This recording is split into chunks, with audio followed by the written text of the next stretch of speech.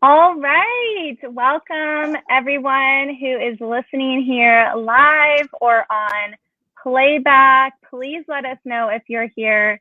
I'm Kara Santucci. I am the owner of Glue, and we are hosting here another Spotlight series, which I'm so excited for because we have Shepherd's Table here, and Manny Hidalgo is here today. He helped me pronounce his last name earlier, and I probably butchered it. No, So, you got it. You got it. did I get it? You got it. um, and so he is actually the executive director with Shepherd's Table, that is located in Maryland. And so I am. Thank you so much for coming on here today and being able to share more about Shepherd's Table and about the history. And why don't you guys, you kind of take us through exactly, about Shepherd's Table and your mission and all of that. Yeah, well, thank you. Thank you so much for inviting me. It's really a privilege and an honor to be included in your series. And essentially, Shepherd's Table has been around for 37 years, started in 1983. It was the brainchild of a group of leaders from various religious organizations, about 15 in total, who came together and basically said, let's do something about the issue of the homeless in Silver Spring. So that was the original focus.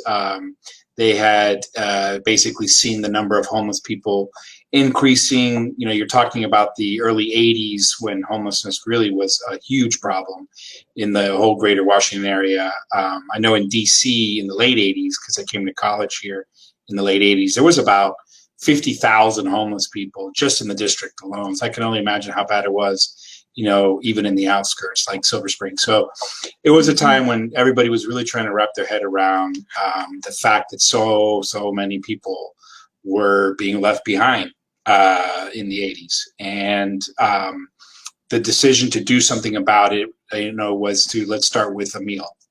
Let's start by offering a meal. They offered dinner. And ever since then, it's grown to what it is today, which is now today we're doing 3 meals a day. We do breakfast, lunch, and dinner. And we do brunch and dinner on weekends. And, we serve about 120,000 people, or we do about 120,000 meals a year to probably around 2,500 people. Yeah. And then, of course, we've added over the years a whole slew of other services that I think we're going to be talking about in the show as well. Yeah, no, that is, people kind of sometimes can, forget about the small beginnings of things. They can look at where something is heading and, where, they just kind of see it's the tip of the iceberg, but then underneath there's just the small beginnings and those just starting off with 1 meal and then having that grow into being now helping 3 meals a day and even on weekends is an incredible. How did you get involved in Shepherd's Table? And, can you explain more about your role and how you kind of help impact just the organization as a whole? Yeah, so I got involved. Tomorrow will be 1 year. So the timing of this is kind of cool. So I started last July 8th. And prior to that, I spent time working on the national level on issues of, in particular, economic development, small businesses through micro lending and working with nonprofit organizations to get more small dollar loans into the community, particularly women, minorities, low income, rural, you name it. So I did some work for SBA. I also ran a group called the Latino Economic Development Center for 9 years, which is also based here, focused on DC, Maryland, and Virginia. And again, doing a lot of work around first-time home buyers, around people starting their first business, around helping communities get ahead economically by being able to access that which exists for people to get ahead economically speaking. But as far as my connection with the homeless, it really does go back to the late 80s when I came here. I went to Georgetown undergrad. And at the time, we had this Jesuit priest named Father Tom King, who was just an amazing person and really had a group of, I don't know, there's probably a couple dozen of us that went to his he had a mass every night at 11:15 p.m. of all times. But you figured when you've done all the studying you can do and you realize, okay, I need some divine providence. I'm going to go to 11:15 mass.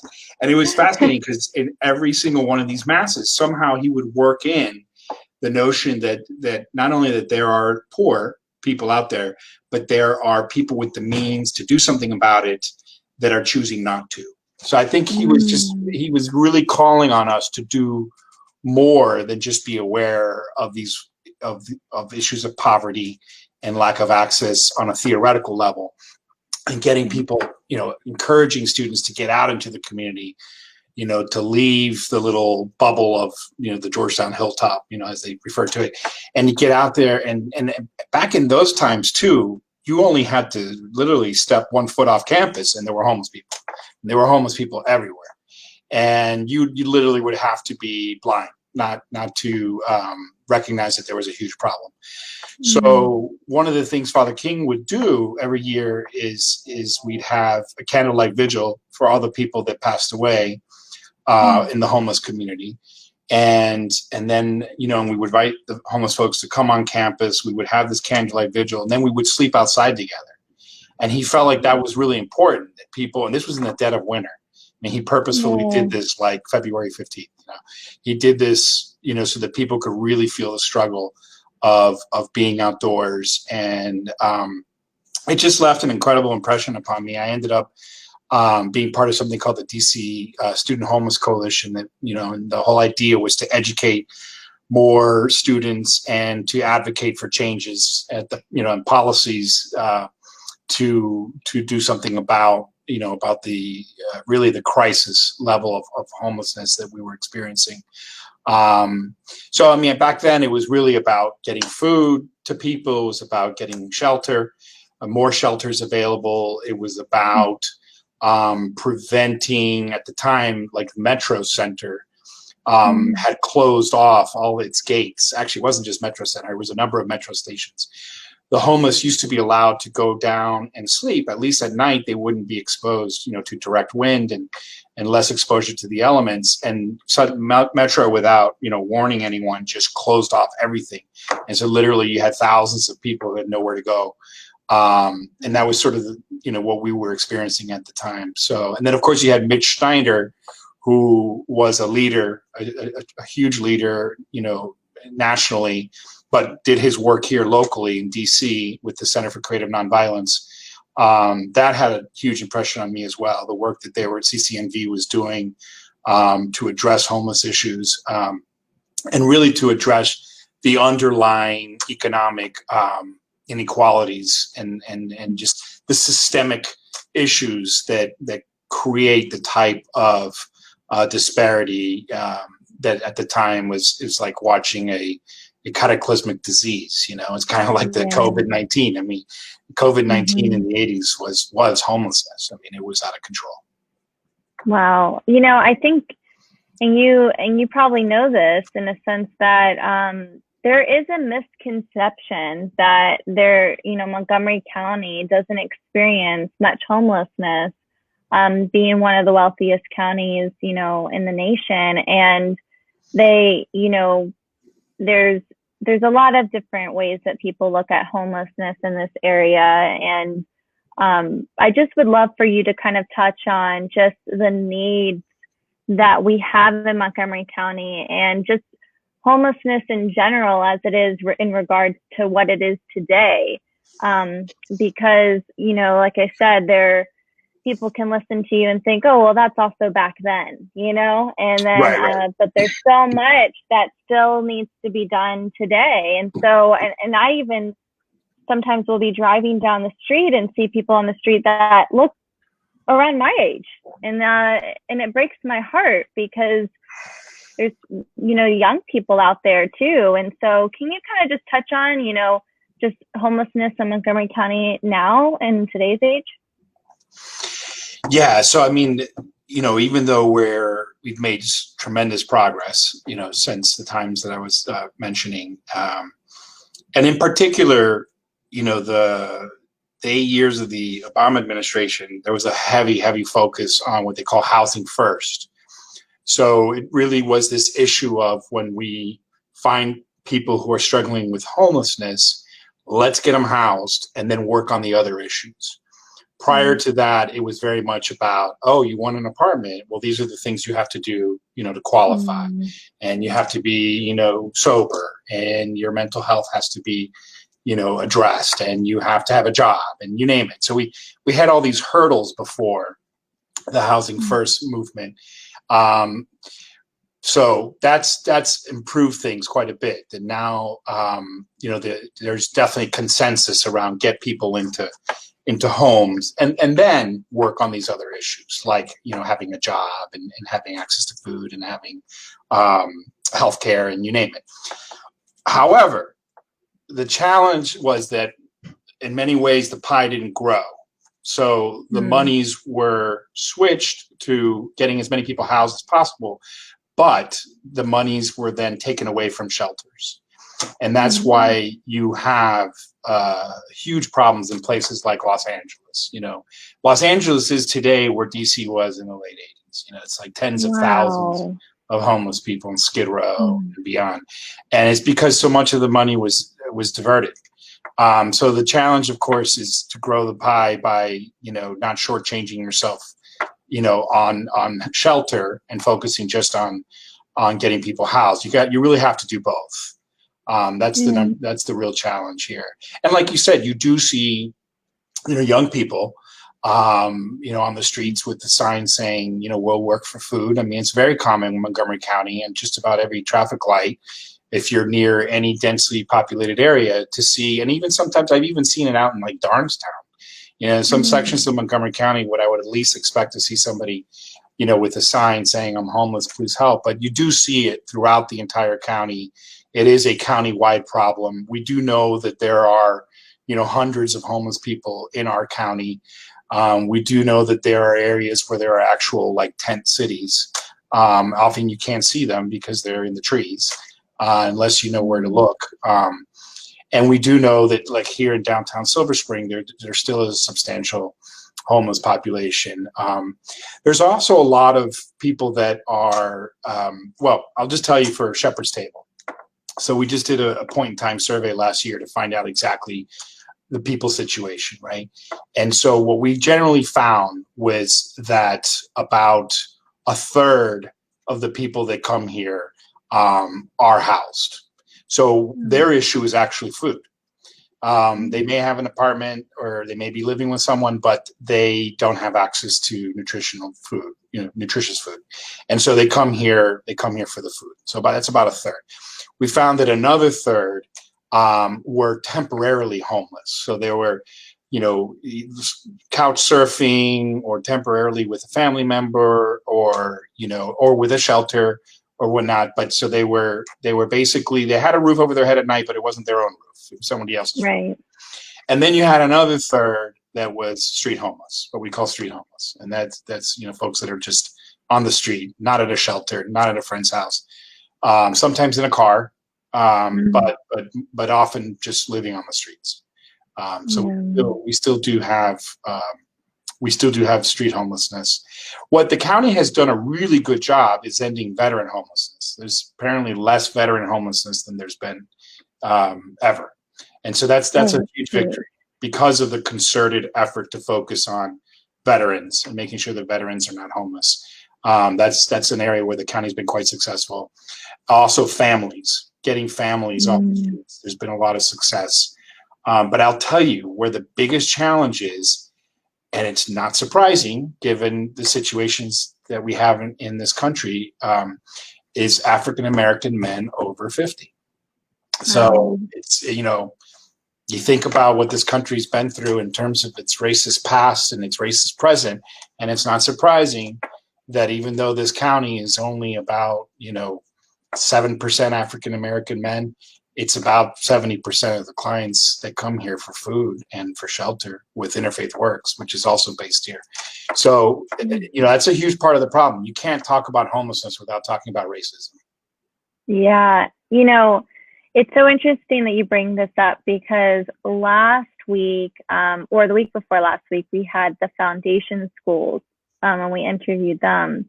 And it was great. And we actually had some dialogue off camera, and something that she mentioned was the same thing. They help, so many students that are, that have IEPs and that have these like really hard upbringings, and the majority of their students are African Americans. And I think that we have to own that there is definitely just that history that has still lingered around to today. We still have those effects from, all that history of racism that is still lingering to today. And like you said, just that racism still exists, and there's still not equal opportunity, and that, we have to not ignore those things, even if it makes people feel uncomfortable. Because, sometimes I hear people say, well, why can't they're not working hard enough. Why can't they just get a job? Why can't they just work for it? What would you say if someone said that to you, or when you hear people say those things? What's your response to that? Well, are you in a position for hiring? Because, Right. I think the fact of the matter is, more people have to be proactive in hiring folks that are on the street, and giving folks that are on the street an opportunity, because and not just one opportunity, multiple opportunities, right? Because finding the right fit takes time, and finding a champion. It is amazing how often. So we have a huge number of volunteers that come to Shepherd's Table, like a couple thousand. Yeah, it's amazing. We have so many wonderful volunteers, and every once in a while you'll see that connection develop between a volunteer and a meal guest. We call them meal guests, the people that come here to eat. And to have a champion, helping out someone and checking in, and giving some leads to. And we've definitely had people that were homeless that ate here who are now gainfully employed, and off the streets. So, it does happen. People are able to transcend their situation, but it involves a lot of people stepping up, stepping forward, taking proactive measures to help folks get hired and in particular, get out of their situation. Now, when you think, a lot of people will say, "Oh, you mean drugs? Do you mean alcohol? Do you mean?" What's the most common situation that homeless people are in? Family conflict. It's something I've learned being here, that it's so common that the reason someone's homeless is because they got into a major feud with someone in their family, and for whatever reasons, and now they're literally, that person kicked them out. And or their family has decided enough is enough. Let's say if it is a substance abuse issue, we're not going to provide a roof over your head anymore until you get clean, blah, blah, blah. And they get kicked out. So one of those issues that we want to help folks with is just that. How do you de-escalate conflict? How do you repair broken relationships? How do you reconcile with the people you love and that love you, but for whatever reason, you're now out on the street? What are you going to have to do to repair that relationship so that you can get off the street? That's a big part of it. And I think that people need to also, on that aren't homeless and do have a roof over their head or support of their own, that these people are still human too. It's almost like the minute that you see someone on the street, they just are treated like they're animals, or just like that they're not even human. Yeah. actually similar to how we even treat our elderly in nursing homes and such. And so it's just, they're human. They are human too. I mean, they have to, Yeah. you know, and it is sad that the minute, you know, there is this just picture per se of a homeless person that is just on drugs and alcohol and, you know, well, they're just gonna, if I give them money, they're just gonna go use it on drugs. And, you know, I think that just as, you know, our responsibility isn't to give in order to see where that goes. I think our responsibility is just to give. Exactly. And, you know, we shouldn't be judging our decisions off of what people only do with our things. It's by just our heart to give.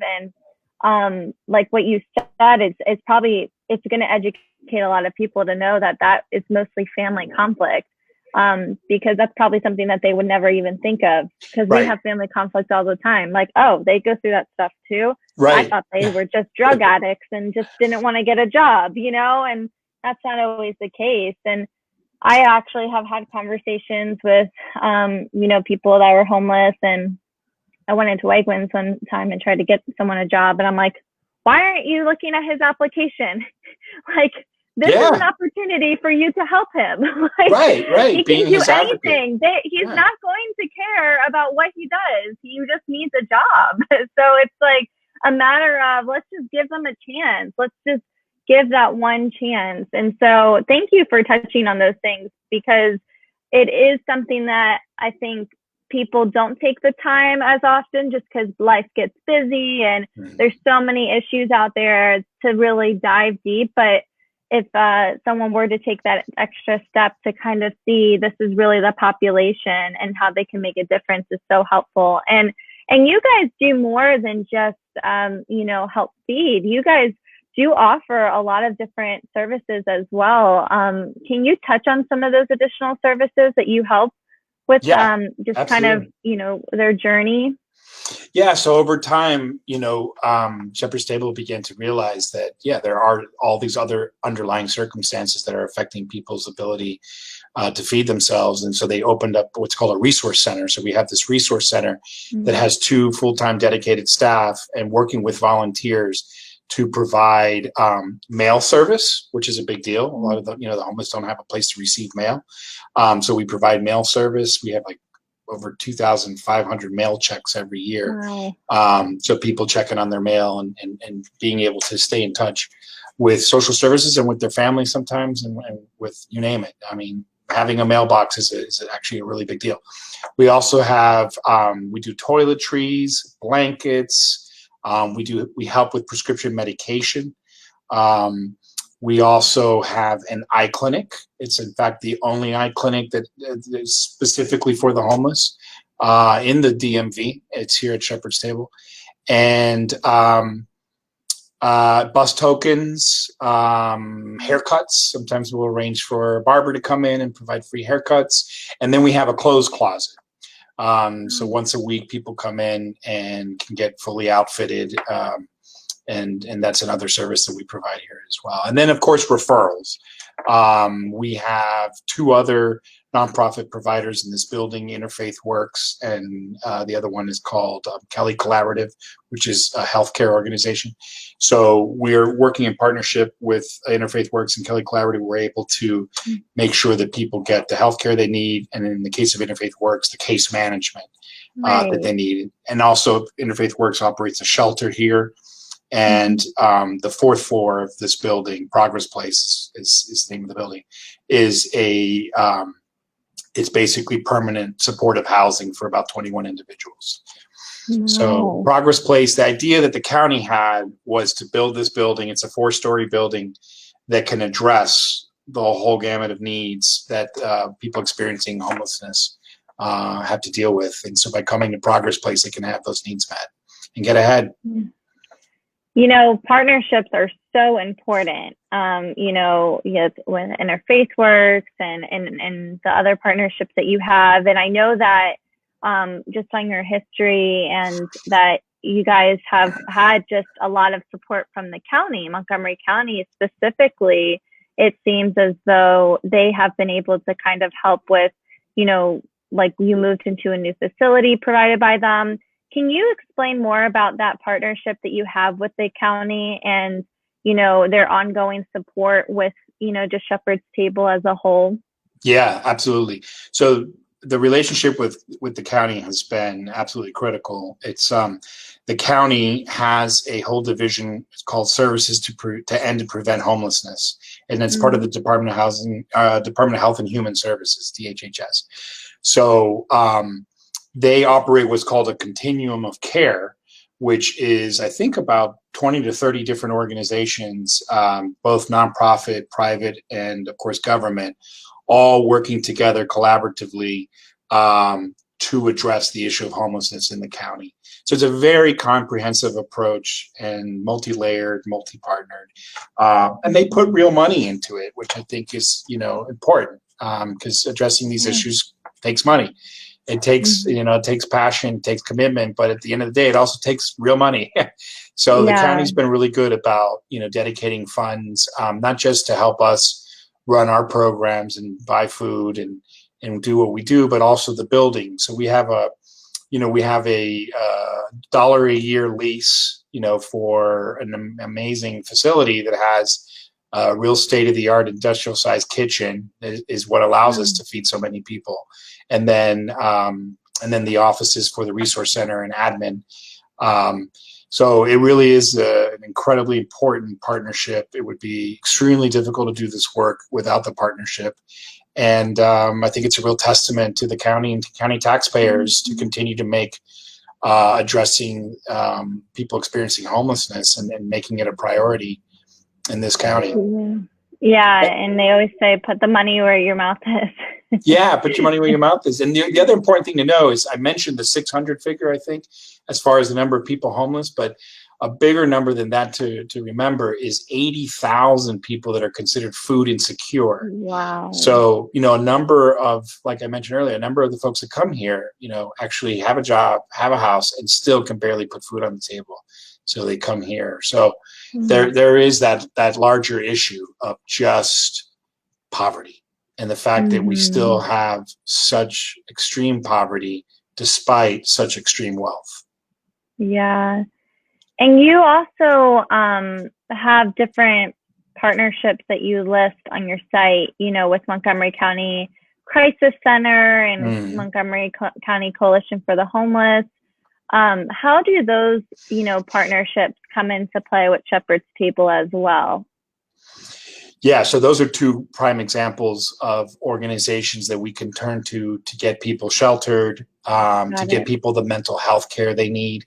Bethesda Cares also is a really important partner, but they have the contract to literally go out and talk to and interact with every homeless person out there. So, I mean, the beauty of the county is they've put enough resources into this that the homeless aren't anonymous. We actually know their name. We actually, in many cases, know their situation. And that's a huge step forward.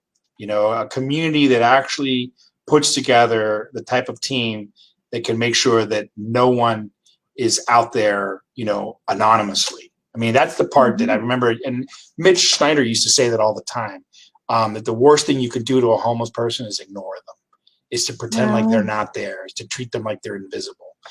And I can say that in this county, that's not happening. We know who they are. We know oftentimes what their situation is, and we're in that journey with them to get out of that situation. And that requires a tremendous amount of love, but also patience and a willingness not to give up, because we are talking about a lot of also mental health issues that are big issues, and that sometimes you'll be working with someone and you'll think that they're at the point where self-sufficiency is going to be reached, and then suddenly something happens and you're back to square one. So it's that not giving up on people and continuing to stay in the struggle with them. Yeah, well, we're thankful for people like you and your team and just everyone at Shepherd's Table that just doesn't give up, because that is what they need. And, you know, that's a part that all of us can play when we see someone that's on the street, like you said, just to not ignore them and to treat them like they are human. And that, what if that was your family member out there, you know, and make it personal to you so that you can have that empathy for them, which is so important. How can, you know, how are you supported financially in ways that, you know, that we can help as a community to just continue to advance your mission in ways that we can support? Yeah, so thank you for asking. I think that the number, you know, most of our funding is from individual donors. So it's a big percentage. And so it's just literally people just writing a small check, in some cases a large check, but whatever check. But people are contributing monthly. Some people contribute, you know, bi-monthly, some people even weekly. But sending a donation, that's our single highest source of revenue. We also do receive grants from private foundations. And we also get corporate sponsorships through our events that we do every year. And then we do have some government support from the county and from the state. And then, of course, like I mentioned, there's a ton of in-kind support. The volunteers, people donating clothes, people donating food. Now during the COVID situation, a lot of people are making bagged lunches, and they're bringing these bagged meals that we're able to distribute in the afternoon. During COVID, we've had to switch. So basically all our meals are to go. We're slowly reopening. We actually just reopened our dining hall yesterday for the first time in 112 days since March 16th. Very limited. We're only allowing 2 people per table. And so it's only 28 people when normally we serve, 75 at a time. A typical meal for us is anywhere from about 150 to 200 people. So we're still allowing people the opportunity to grab and go if that's what they prefer, but we're slowly reopening the dining hall. And so, those are ways that people can contribute, individual donations and of course, putting us in touch with corporations and companies that want to be part of our efforts, and foundations and government support. Yeah, no, those are great. And everyone who's listening, they are also on our website. So you can go to their website directly, or you can go to Glue's website and you can see a list of ways that you can help, and direct links to help support them as well. So how can people connect with you and just Shepherd's People, your website and everything for next steps? Yeah, no, I mean, I think definitely connecting via our website. Also, we have a Facebook page. We just hired for the first time a communications associate who's been doing a phenomenal job of getting our information out there and getting our story out there, and really making sure that people understand not just what we do, but why we do it, and what our long-term vision is for change in the community that we serve. So we're on LinkedIn now, we're on Instagram, we're on Twitter. I mean, she's getting us to the 21st century, and that's been super helpful. We just put out a new video as well, a professionally made video that's on our website that tells a very compelling story as to, why we're here. And it focuses on one meal guest in particular, Sherry, who's just a phenomenal person who I just talked to her yesterday. She pulled me aside and said, "Hey, thanks for opening that dining hall." We had some volunteers that came from a church in Potomac, and I'm going to space on the name, but it's a great group of St. Francis Episcopal. Oh. So St. Francis came out here. They painted the entire dining hall. We had a Boy Scout, Greg Arnold, who was working on his Eagle Scout badge, hung up all these beautiful tiles that kids had drawn for us a couple of years ago, and put them in the frames and hung them up around the dining hall. So Sherry was saying, not only was it great to be back indoors, but what a lovely space. She could say, "It's so lovely," and I thought it made my day to hear somebody feel like, we were welcoming them back, and not the back to normal, but back to this new normal, right? Which it's hard, right? Because everyone's in Mm-hmm. masks, and we keep running around with hand sanitizer, and and we're making sure everybody keeps their social distance. So we figured, with all those extra things that we have to do, we're also going to provide a beautiful space and keep the air Mm-hmm. conditioning on so that people can get a respite from the heat. And it's been really hard for folks to be outdoors, much more than usual because of COVID-19. I mean, think Yeah. of all the libraries that close, the rec centers, the malls, the places where the homeless often go to get a break from the elements haven't been available to them. It's been really, really hard. Yeah, that's something that, you don't really think about. It's there's only a stay at home when you have a home. When you have a home, when you right? don't have a home. Yeah. Yeah. When you don't have a home, it's a stay outside for however long that you can in the 100-degree weather. And so, with no access to bathrooms, and no access to anything, because people even that are open right now don't get access to those things because of COVID. And so,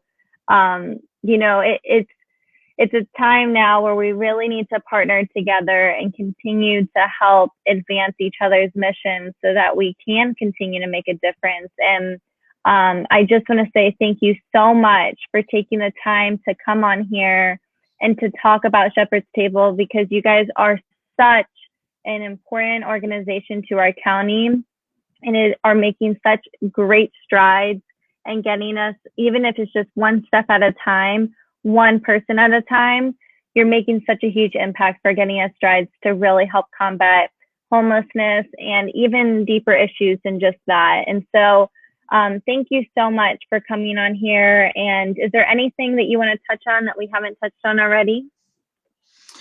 Well, just that another way to, to interact with us is to volunteer. So I would ask people to take a look at there's a section on the website specifically about volunteering.